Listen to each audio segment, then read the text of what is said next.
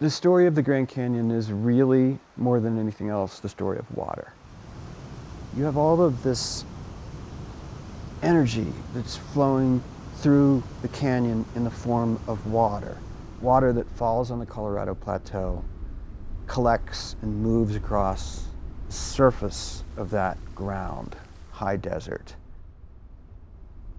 in the form of small rivulets and streams and creeks, and that gather together and follow the rim of the canyon and begin a very, very complex journey.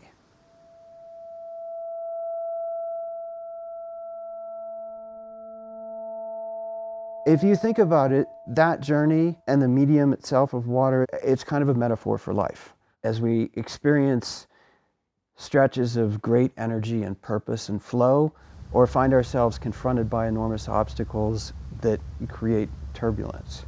Perhaps all of that may be a reason why this landscape has such a kind of magnetic power for a certain type of artist. They're unable to resist its pull because they find themselves swept downstream and into it, both physically and metaphorically.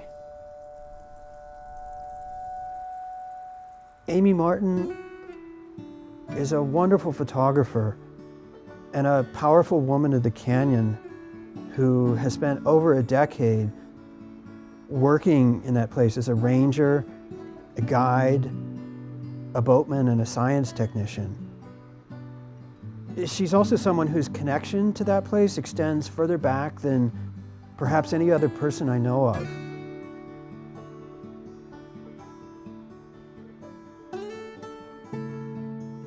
The first time that I ever came to Grand Canyon, my mom brought me down. She was pregnant with me. And then again, my parents brought me down when I was 6 months old. My mom was a photographer. We have so many albums and photographs of our lives together growing up. Me and my sisters going out exploring, hiking, covering ourselves in mud, just enjoying the big landscape that we lived in.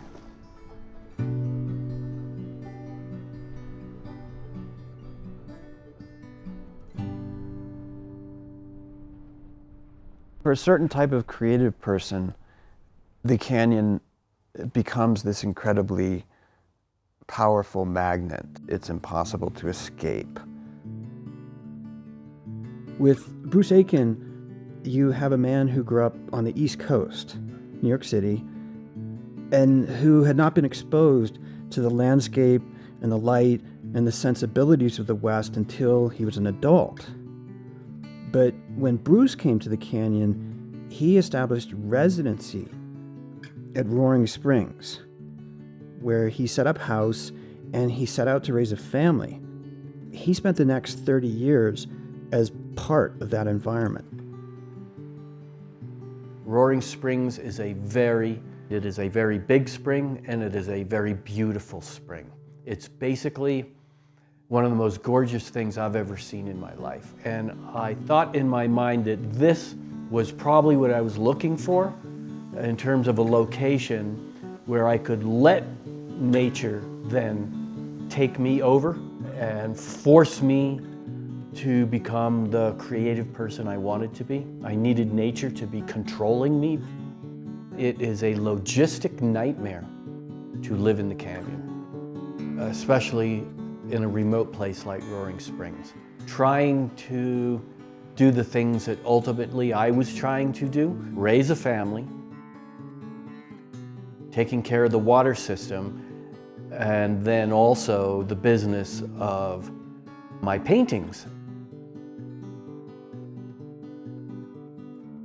Everybody who's a creative person, everybody who's an artist, the story is always different.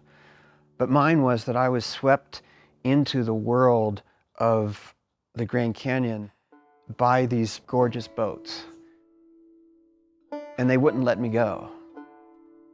And so it was my decision to apprentice myself in the hopes of becoming a dory boatman and learning to row these boats on my own through the canyon. The thing is, though, as it turned out, I was pretty incompetent as an oarsman. And the only thing that I was ever permitted to do really was to row a rubber baggage boat behind the dories. And this was something that I perceived as a kind of a colossal injustice at the time. It was actually a kind of a gift. And the reason is that that relationship between me and the dories, it kept a distance that is appropriate and needs to be maintained between a writer and his or her subject. So in effect, it was my failure to become a dory guide, to achieve the goal that I had set for myself. That was the very thing that actually enabled me to write about these boats and water.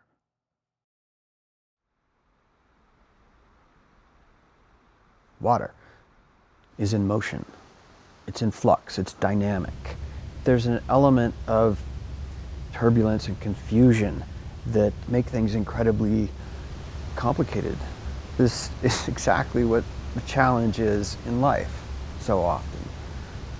Finding a line and finding a path where there seem to be none.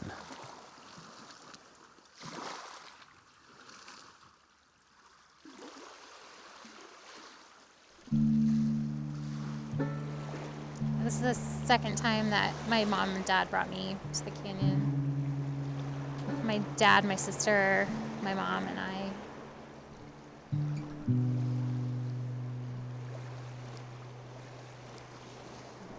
This is a photo of my mom and I just a few months before she died.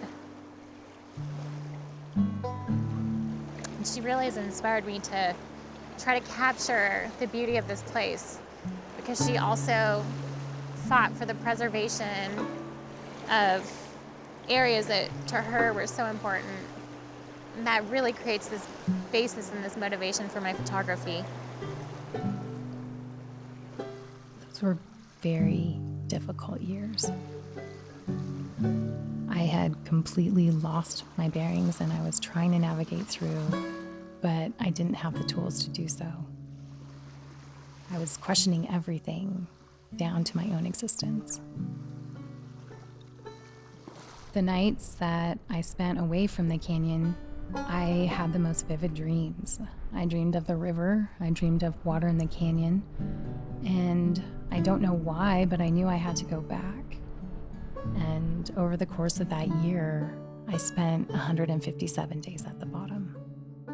We all enter into and find ourselves overwhelmed by these periods of incredible confusion and chaos where we're just completely lost and we're turned upside down, and everything that we own and everything that we possess, everything that we've carefully lashed to the deck of our boat is just flung into the river and scattered all over the place.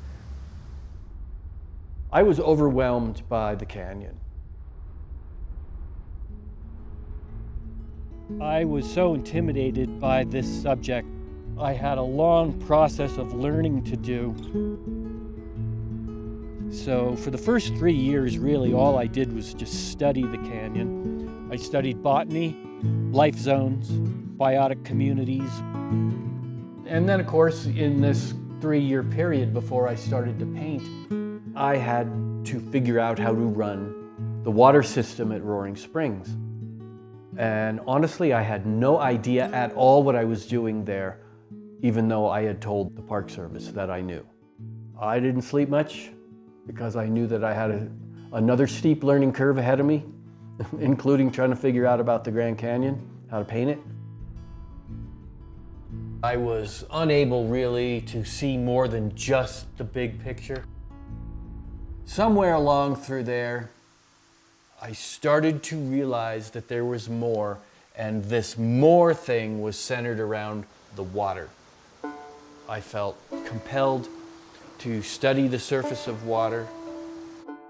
I would say for 15 straight years, that's all I did. Focus on water.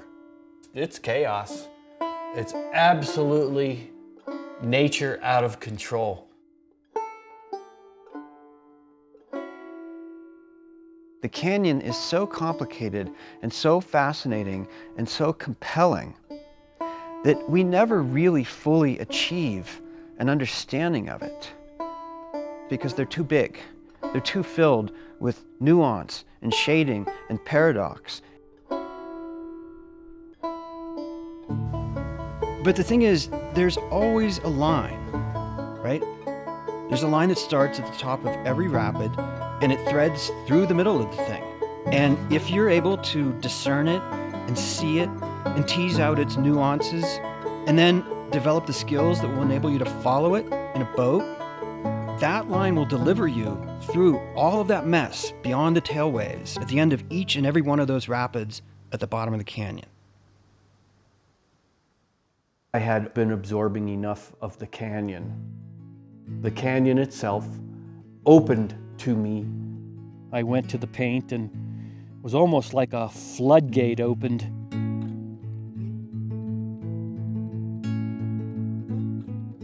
Of all of the things that I know that I accomplished creatively was that study of water. What color is water, by the way, anyway? I don't know. It could be as transparent as glass, sure. It could be as brown red as a bottle of ketchup. Sometimes it's translucent and allows you to see forms and shapes on the shallow bottom of a creek at the foot of a spring. Other times, the whole water surface turns yellow, and I mean brilliant, brilliant yellow, cadmium yellow, reflecting at you so brightly you have to put sunglasses on. It's so powerful. Pay attention to the water in the canyon, the sound of it.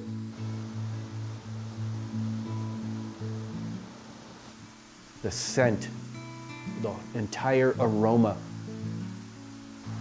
It's almost erotic. I miss it terribly.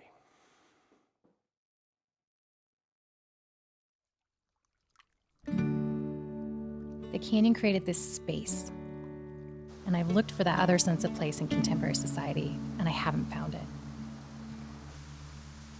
To me, it almost felt like my heart was being reset. I could finally breathe.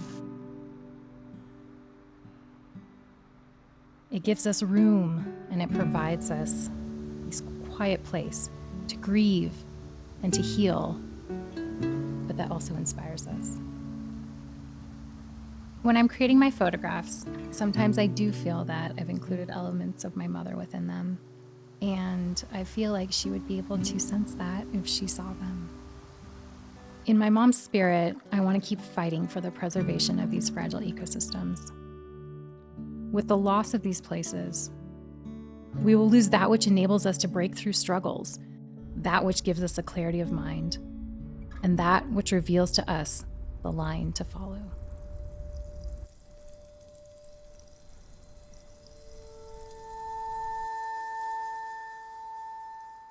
There is no place that I know of like the Grand Canyon.